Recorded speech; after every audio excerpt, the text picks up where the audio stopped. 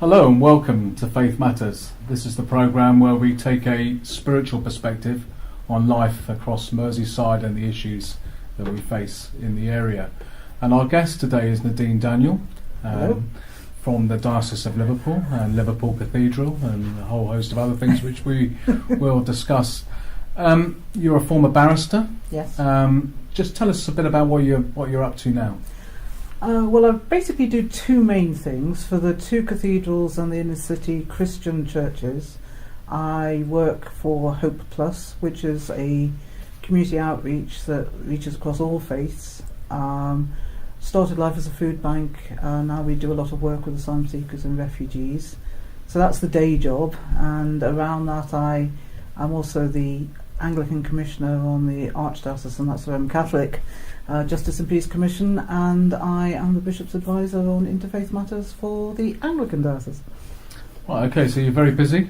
Just a bit. And you're a member of the Cathedral congregation? I worship here and also at St Margaret of Antioch in Toxteth. Right, okay. Very busy indeed. Okay, we're talking today about refugees. Yes. In Liverpool and beyond. We hear this term, particularly at the moment, it's being used politically, I think, with the whole Brexit debate, the whole debate before the referendum. We hear this term, the refugee crisis. Is there a crisis facing the country or even facing Europe at the moment? And is there a crisis facing the UK? No. Is there a refugee crisis? Yes. Is it affecting us as part of Europe? Yes, of course it is. But it's not the first crisis, and sadly I doubt it will be the last. We've had refugee crises before. We've had the Vietnam boat people. We took far more of them than we've taken in the current crisis. We've had the Ugandan Asians. We took far more of them. And they've all gone on to do pretty well. It was quite interesting looking at the Sunday Times Rich List last week. There were quite a few people who came as refugees from Uganda on the Sunday Times Rich List. And I found myself wondering in 20 years' time how many Syrians and Iraqis might be on the Sunday Times Rich List, having come here as refugees. okay, so why haven't we got are you saying we haven't got a crisis here, or the crisis isn't hitting us because we're not receiving the amount of refugees and asylum seekers that we should be receiving? Last June we had Liverpool is twinned with Cologne, and some Christian representatives from the various denominations in Cologne came and visited us in our St Bride's Pantry, and I expressed astonishment because at that point Germany had taken 500,000 refugees from Syria and the Near East against our 22,000. And the deacon of Cologne Cathedral, who's an older man, I'm sure he won't mind me saying that, expressed astonishment. He said, no, he said, in the Second World War we took 7.5 million. 500,000 is nothing. We can cope with 500,000. I'm going out there in about 6 weeks' time, and I was speaking to them, and they said, no, we're coping quite well, thank you, and they're at over 1 million now, and we're at 24,500 in a population of almost 60 million. So if you sort of divvy that up amongst every town, it's not really a lot. The problem is that they are concentrated in a very small number of cities, and in fact Liverpool is the city which takes more than most. Okay, we've got a history, haven't we, here of receiving people from the four corners of the world. Absolutely. Would you say that as a city we've got something to teach other cities, other communities across the country? I have, because if you look, okay, we don't have the largest Chinatown in Europe, but we have the oldest Chinatown in Europe. We've had Chinese folk living here for 400 years, and they are very much assimilated members of our community. They have their own culture and they're very proud of it, but they have a lot to contribute to our city. And you can say the same of our very long-standing Sudanese and Somali communities, which again are the oldest such communities in the country. And they are very much they're Scousers. Yeah. They're Sudanese Scousers, they're Somali Scousers, but we're all Scousers. And yes, of course we have problems, and certainly in parts of the city which are very, how can I put this, monochrome. but where we have areas where people are living from all four corners of the world, everybody rubs along really well, and I don't see that in other cities. Yeah, I've lived in 4 or 5 cities, including Liverpool, and that would be my experience as well. And I think that's something we, in the right kind of way, we can be proud of. Very much so, and you even see it within the faith, within the other communities. So, for example, one of our major mosques, the Al Rama mosques, and in fact it's pretty much true for all the mosques in the city, there are people of various nationalities.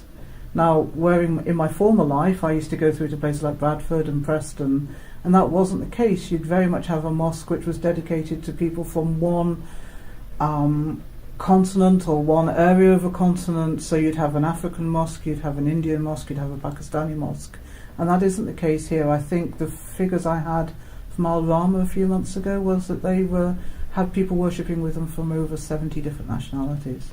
And that means that you don't have that ghettoisation, for want of a better word, that you get in other cities. And I understand with the Al Rama Mosque, I mean, we need to ask a representative from there, but I understand there are people from differing Islamic traditions that are worshipping on a Friday and at other times. Yes, I mean, that's something that they keep quite quiet about, but yes, that does happen. And because you have roughly the same split here as you have nationwide, which is about 5% of our Islamic population are Shia, 94% are Sunni, and you have some of the other smaller denominations within Islam that make up a very small amount, but we are seeing more of them as we see people from different parts of the world that we hadn't previously seen. So until quite recently we didn't have much of a Kurdish population in this city, and now we do, and some of their faith is a bit different. And we're seeing people from Afghanistan that we never saw before, and they're mainly Sikh, and that is putting a huge strain. We do have a Gurdwara in this city, but it caters for an almost exclusively Indian and very small and quite elderly Sikh community in this city, and they are now very much overwhelmed by Sikhs with a slightly different cultural background from Afghanistan. Interesting. Now, the history of the church regarding refugees and asylum seekers. Obviously you've done a lot of thinking and research about this. Can you tell our viewers something about that? It goes right back to the start, way beyond Christianity. You'll find one of the most famous examples of hospitality to the stranger is in Genesis 18, where Abraham welcomes 3 strangers at his door. And what is really interesting is when people talk about the destruction of Sodom and Gomorrah, which is in exactly the same chapter, Sodom and Gomorrah were destroyed because their sin was lacking that hospitality to the stranger. And so right from the very start of the Hebrew scriptures, in Jewish Talmudic tradition, you have this commandment to welcome the stranger. And the gospel for last Sunday was that famous part of St. John 13. Jesus says to his disciples, I give you a new commandment, love one another as I have loved you. He doesn't say love one another as Christians, he doesn't say love your fellow Christians, he just says love one another. And again you have that teaching in Matthew 25:35 with I was hungry and you fed me, I was thirsty, you gave me a drink. And it's there right the way through the Bible, and it also carries on into the Quran. So one of the 5 pillars of Islam is zakat, which is a command that you cannot be a Muslim unless you give charity to the poor, to the stranger. And throughout all the major faiths there's that imperative to care for the needy, to welcome the stranger at your gate. There's even this, one of my favourite passages in the Bible is from Hebrews 13, where it says, welcome the stranger at your table, for you may unknowingly entertain angels in God's name. I'm sure you've entertained a few angels unknowingly. I think so. I get far more from our guests, and I've learnt more about my own faith as a Christian from some of the really intense conversations I've had with some of our Muslim guests. Boy do they know their Bible, they put us to shame. Their knowledge of the Christian scriptures is far better than my knowledge of the Islamic scriptures, and my job is actually to understand Islam. Yeah. And the history of Liverpool, the church in Liverpool with refugees? Always, if you think about it, I mean, whether it's people coming through the famine from Ireland, if it's people coming from West Africa, because we're a port. So a stone's throw from this building you have St James in the City, and that had very much a history. Its history was as of providing faithful support for Christians from West Africa, and I see it in my own church at St Margaret's. We get people from all over the world. Well, thank you, Nadine. We're going to go now to our commercial break, and when we come back, we're going to talk a bit more about the current refugee situation here in Liverpool. So join us after the break for Faith Matters.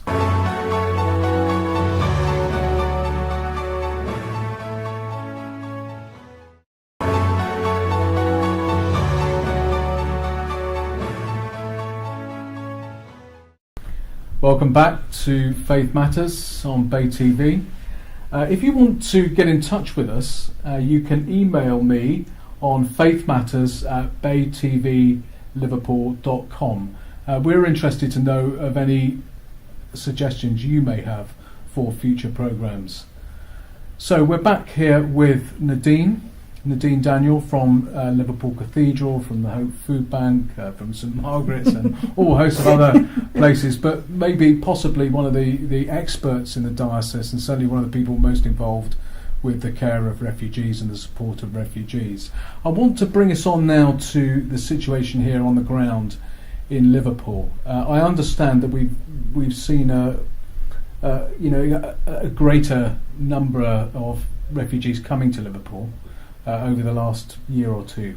Is that true? Yes, it is. Certainly since we started in February 2013, we saw one or two refugees, asylum seekers, and it was that summer it really began to escalate.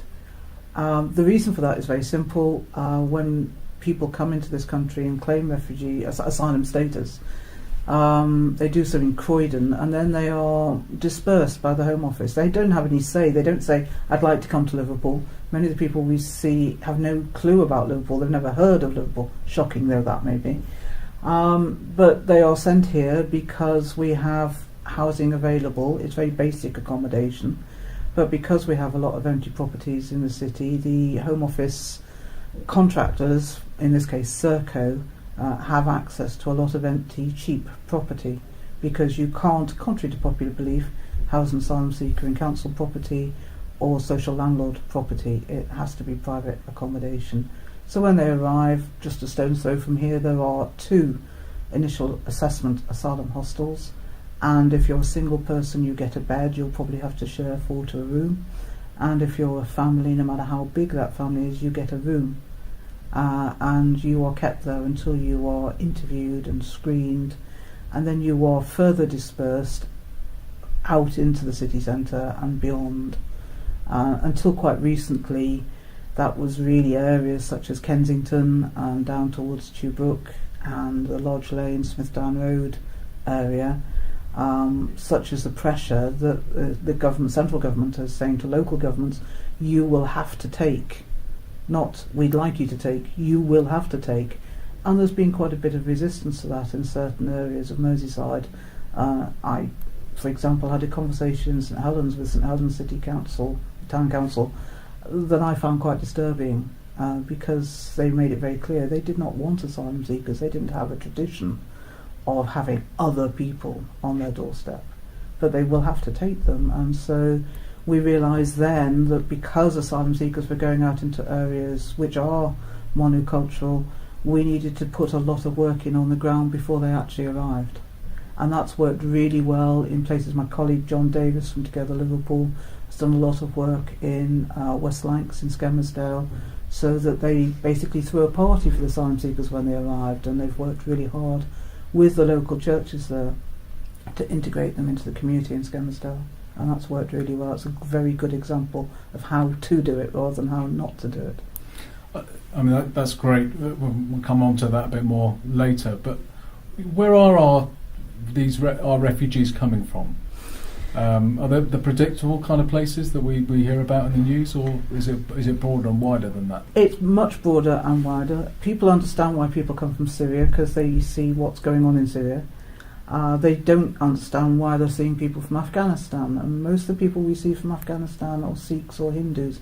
In other words, they're non-Muslims, and that's because as we've pulled out, the protection that was being afforded to some of the Sikh families we've seen have been in Afghanistan for 200 years or more, has gone. And so they are at risk from the Taliban and also now from ISIS, Daesh, who are beginning to take over from the Taliban in certain areas of Afghanistan. You don't read about that in the papers. People think ISIS is only in Syria. And in fact, ISIS was in Iraq from 2006 and had control of certain areas of Iraq from 2006. And they're in Libya now as well. They're in Libya, they're in Egypt. There's indications that they are taking over from Boko Haram over in West Africa. That is really scary. That is really scary because you cannot reason with these people. And they're not Muslims. It's a political ideology. It's Islamist rather than Islamic, in much the same way as you could say the IRA were nationalist, but they just happened to be Roman Catholics. Yeah. Okay, so they're fleeing. These are minority groups often. Yes. As you're saying, they're fleeing persecution or impending persecution. Yes. But we also see, amongst my volunteers at the moment, I have 2 Ugandan ladies who are in a relationship. Being gay in Uganda is a serious criminal offence which will get you life imprisonment. So we see people from other communities who are persecuted not because it's a war, but their lives are just as much as in danger as if they had fled from Aleppo. We're seeing a lot of people from Eritrea. And people, in this meeting at St Helens, I said, who knows where Eritrea is? Nobody did. They'd forgotten where Eritrea is. It's just north of Ethiopia. In fact, 25 years ago it was Ethiopia. And in a UN, and people say, well, why are people coming from Eritrea? Well, the UNHCR report from the 8th of June last year said that Eritrea has the worst human rights record in the world. That is worse than North Korea. That's why people are coming from Eritrea. We're seeing people of African origin from Sudan, because the Darfur genocide is still going on. It just isn't getting reported anymore. So Sudanese of African origin are still being killed in great numbers in Darfur. There's still an international arrest warrant out for the president of Sudan. But it's just, there's so much going on in the world that's no longer newsworthy. So we see a lot of people from Sudan. Okay, we're approaching the local elections, and we're approaching the mayoral election and police commissioner. So we're about to enter a political month, the referendum campaign. What's your take on the political response in the city towards this crisis? I was very disappointed this morning to hear Frank Field talking about Brexit and how it would solve our immigration crisis. A, we don't have an immigration crisis. B, even if we did, asylum seekers and refugees are less than 3% of that crisis, if it exists, which I don't believe it does. And this city is more than well equipped to deal with it. I think our leaders in this city have, on the whole, done really very well. And they've got together with the police and the third sector agencies, such as ourselves.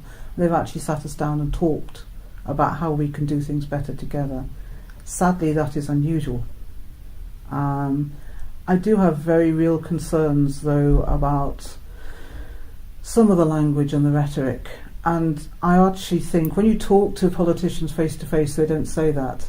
But they know they have to say it on the stump, because nobody is going to win a vote, get a vote by saying, I think we should welcome refugees and asylum seekers. I think we should have more immigration. No, they know that that is not a vote winner, and so they're not truthful. They know for a fact that it's not a problem, but they know that saying, actually folks, we don't have a problem, let's move on, we've got far greater issues that we need to deal with in this city, like provision of mental health care for local folk, let alone people who have been through the sort of crises that just the making the journey. If you think about it, asylum seekers are abused so many times over by what they've experienced at home, which has made them flee, by the journey, by the way they've been treated when they get to Europe, which they think is safe, and find themselves confronted by barriers of razor wire and tear gas being fired at them.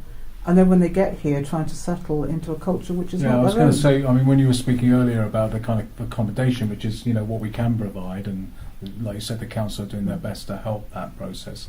But it's not an easy start, is it? It's not, and what is really sad is, for example, our Iranians are being kept waiting a very long time for determination of their status, simply because the Home Office is overwhelmed with people from Syria and Iraq, and it's much easier and quicker to do them. So everybody else is going to the bottom of the pile. And so they live their whole lives praying that they will get an answer, can we stay? Then they're told to stay, and that's when the problems really start, because they may have been in that accommodation for 2, 3, 4 years. It's basic, but it's there, and they've got their heating, and they've got basic beds and whatever. They're given 28 days to get out. And the £5 a day, the £5.28 a day that they're given stops. And they have to get a national insurance number, make a claim for benefit, or find a job, find somewhere to live. They get a small grant in order to provide basic furnishings, and they are very basic. And they've got to do all that in 28 days in a language which is not their first language. Well, it's interesting that I was down in Concert Square the other day and having a drink in the middle of the day, actually, and I noticed there were a lot of refugees, asylum seekers, migrants, whatever word you want to use, and they weren't actually there. They weren't sat there. They were observing what was going on, and a lot of them actually did look a bit down on their luck. You know, we've only got 1 minute now, but I want very briefly for you to just tell us how we can get involved and just plug your book. Okay, shameless plug for book. This actually is quite a remarkable document. It is only 50 odd pages long, but what's remarkable about it is all the Christian faiths came together to write it, which is why it says Churches Together in the Merseyside region on the front copy. And it's a guide to, it answers, we like to think of it as a mythbuster. So it's basically answering the questions that you don't get answered in the Daily Mail and the Daily Express, truthfully. And it gives you all the right figures, and it tells you how you can help, which is the most important bit. Great, thank you, Nadine, and you can pick that up here at the diocese. So yes. Yeah. Thank you. Or your local church. Thank you so much for taking time out today to speak to us out of your busy My pleasure. schedule, and bless you in all you do. And join us next time on Faith Matters.